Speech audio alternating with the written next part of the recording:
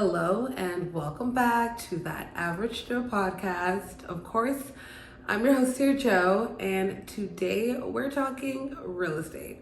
So if you're clicking this, that means you've decided or you're thinking about possibly buying a home, condo, townhome, if you're looking to build it from the ground up, but whatever it is, you're thinking about home ownership. And congratulations on that, because that's a huge step. So I'm just going to be here.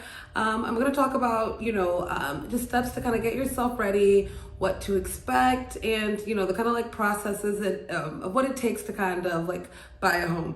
And, I want to be very clear that we're all going to be on this journey. It's, what I've been seeing and noticing, thus far, things do change. And, also just like getting started in the game. So first things first is, fixing your credit and getting yourself pre-approved. Because like most realtors, we're not even gonna talk to you or even be bothered. It's like, okay, are you pre-approved? Do you have that letter so that we just know how much, you're working with? And, the next thing is also how much you're looking to put down. It's typically starting at 3.5%. So just know that you're going to be starting at least there. So if it's $200,000 house, do the quick math at 3.5% at the least. And possibly be looking to possibly put more down, maybe 5% or 10%, because it definitely will lower your payments.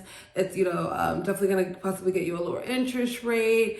It just kind of puts you in a better position. But again, it just depends on, where you are and how comfortable where's your level of flexibility. I think, that's the most important thing is just, figure out where your leeway is. The most important thing that it is just to get home ownership, because the benefits in it is just that you have something you own, you hold. Real estate is something that it's always going to keep going up. Every house that you see, go on Zillow right now and go see what it was 20 and 30 years ago, 5 years ago, 2 years ago even. You see that it's only going up and up. And if you can just hold and withstand, it pays itself off.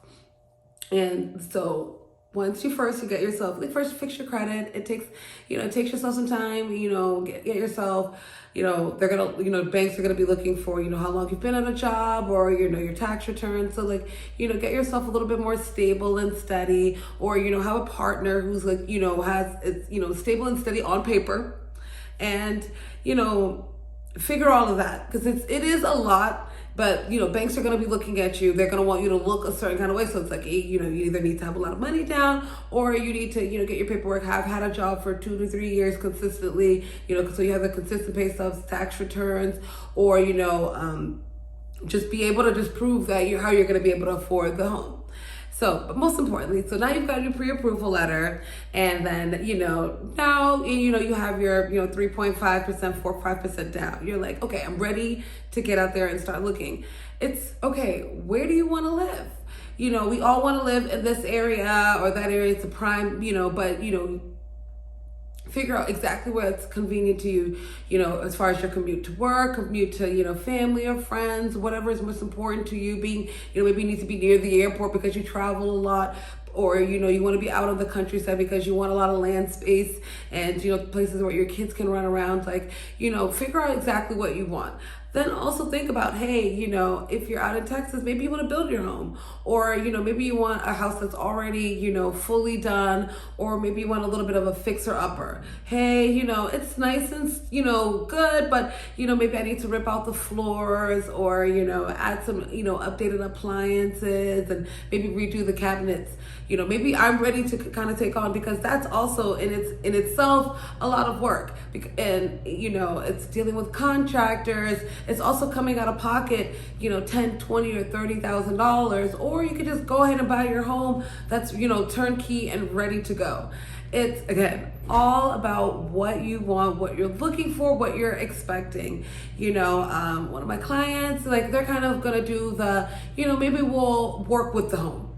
it's stable and sturdy, but maybe we'll, maybe knock down this wall, change up the floors, touch up a couple of things, and this will give us our beautiful home. And we did go look at options where it was a fully renoed, brand new, up to date appliances. They've, redone everything. But, of course, that has, it's a higher price. It's also depending on what area you want to be in. It's a lot of moving factors. So I think when you're deciding to move, deciding to become a homeowner, sit there, and also be very realistic. I need to figure out how to be more realistic even with my clients, even rentals, because people are like, oh yeah, like I have a $2,000 budget, one bedroom. I'm like, sweetie, we live in Boston. Like, where exactly are you trying to be? Like, you're trying to be in Boston or like 15 minutes away? Because all those things do matter. It changes, a lot of different, variables, because, the market is what it is. Like, I don't have to lie to you, girl. You can get on Zillow or whatever, house hunting site that you're, using, and you can see for yourself. It's really expensive out here. Maybe you're going to consider getting into the multifamily, route. I live in Boston, so it's a lot of things like multifamilies. So you can get like a 2, so you can live in one side and rent out the other. So you can, definitely cut your expenses there. That's something that you should consider, because it's like, if you do have, let's say, a luxury building out in Boston, it's, maybe $2,500. Well, you could essentially be paying a mortgage for that on a 2-family, be living in one side and the other side rented out, and be again splitting your cost. But again, it all just depends on what you want. So steps here. First things first, fix your credit, fix your credit and get some money saved up so that you can get yourself pre-approved. Second things, figure out exactly what you want in your home.